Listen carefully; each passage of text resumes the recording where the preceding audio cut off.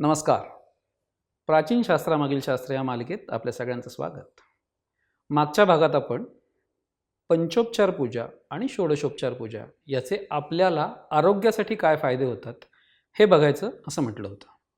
आता जेव्हा आपण षोडशोपचार पूजा करतो त्यावेळेला जेव्हा आपण देवांना स्नान घालत असतो त्यावेळी मंत्रोच्चार करावा असं शास्त्रांनी सांगितलं आहे. आपल्या शास्त्रांनी पाण्याला अनन्यसाधारण महत्त्व दिलं आहे.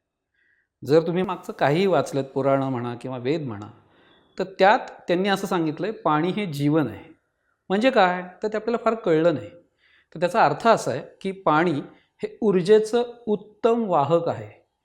त्यामुळे जेव्हा आपण कोणतंही देवकार्य करतो, चांगलं कार्य करतो, पूजा करतो एखादी, त्यावेळेला गुरुजी आपल्याकडनं संकल्प सोडून घेतात. जे काय आपल्याला हवं आहे ते मागण्यासाठी ते असं म्हणतात की तुमच्या हातात पाणी घ्या आणि ते जे काही सांगतात ते आपण बोलायला सुरुवात करतो. आणि ते सगळं बोलून झालं की ते पाणी आपण ताम्हनात सोडतो. नंतर ते ताम्हनातलं पाणी हे कुठेतरी झाडांना वगैरे घातलं जातं. या क्रियेचा पूर्ण अर्थ काय आहे तर तुम्ही जी काही इच्छा प्रदर्शित केली आहे ती पाण्यावाटे निसर्गामध्ये संमिश्रित होते आणि ती परिपूर्ण करण्यासाठी निसर्गातली प्रत्येक शक्ती प्रयत्न करायला लागते. हा त्या संकल्पाचा अर्थ आहे. तसंच ज्या वेळेला आपण देवांना स्नान घालतो त्यावेळेला त्या देवांना आदल्या दिवशी घातलेली फुलं, पत्री ही ॲक्च्युली सगळी औषधी वनस्पती आहेत. त्यांचा अर्क त्या देवांच्या मूर्त्यांवरती असतो. म्हणजेच ज्या काही आपल्या देव्हाऱ्यामध्ये धातूच्या मूर्त्या आहेत त्या धातूला हे सगळं या वनस्पतींचा, या पत्रींचा, या फुलांचा अर्क चिकटतो. आणि तो अर्क त्या जेव्हा आपण त्यांना स्नान घालतो तेव्हा दूध म्हणा, दही म्हणा किंवा पाणी म्हणा ह्यामध्ये सगळं ते संमिश्रित होतं. शिवाय ते आपण मंत्रांनी भारित करतो. त्यामुळे आपण जे काही तीर्थ घेतो त्याच्यानंतर या तीर्थामुळे आपलं संपूर्ण शरीर हे निरोगी व्हायला मदत होते.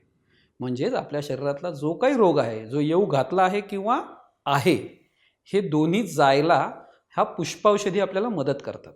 तसंच मागच्या भागात आपण असं म्हटलं होतं की ज्या वेळेला कर्ता पुरुष पूजेला येणार आहे त्यावेळेला कर्त्या स्त्रीनी स्वयंपाकाला लागणं गरजेचं आहे. कारण त्यावेळेला म्हणजे जेव्हा पूजा आपली पूर्ण होते तेव्हा तो स्वयंपाक पूर्ण होऊन देवाला आपल्याला नैवेद्य दाखवायचा आहे.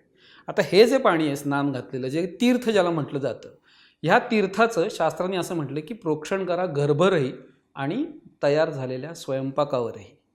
म्हणजे काय होईल तर जसं तुमचं शरीर स्वच्छ होईल तसंच तुमचं ऊर्जेच्या माध्यमातून हे जे काही त्या पाण्यामध्ये ऊर्जा संमिश्रित झाली आहे आणि जे काही पाणी औषधी झालेलं आहे ह्या औषधी पाण्याचा उपयोग तुमच्या घराच्या प्रत्येक कोपऱ्याला झाला पाहिजे.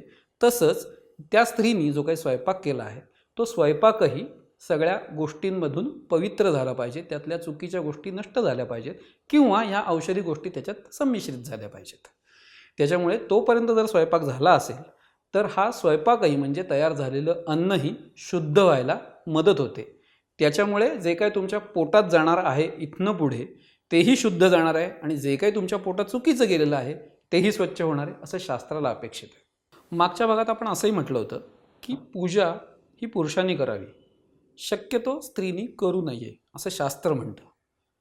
याचा वेगळा काही चुकीचा अर्थ आहे का? अजिबात नाही. जेव्हा पुरुषांनी पूजा केली जाते त्यातून जे काही उत्पन्न होतं तर ॲक्च्युली पुरुषाच्या जीवावरती शास्त्रांनी संपूर्ण कुटुंबाच्या भरणपोषणाची संपूर्ण जबाबदारी दिलेली आहे.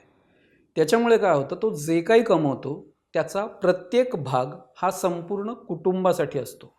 पण ज्यावेळेला हेच ती स्त्री करते तर हे सगळं केल्याचा कर्माने तिला एकटीला फायदा होतो, कुटुंबाला त्याचा फायदा होत नाही असं शास्त्राला अभिप्रेत आहे.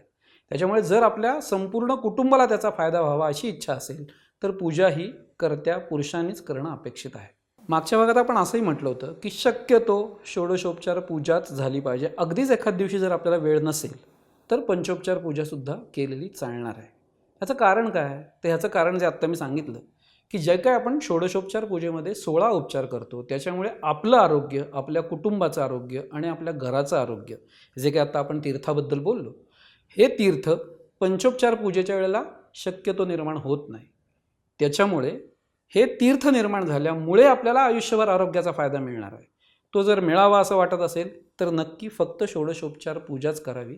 जर अगदीच वेळ नाही आहे तर पंचोपचार पूजा करावी. आता जेव्हा नैवेद्य दाखवायचं आहे, आपण असं म्हटलं की कर्ता पुरुष जेव्हा पूजा करायला बसतोय त्याला कर्त्या स्त्रीने स्वयंपाक करणं अपेक्षित आहे.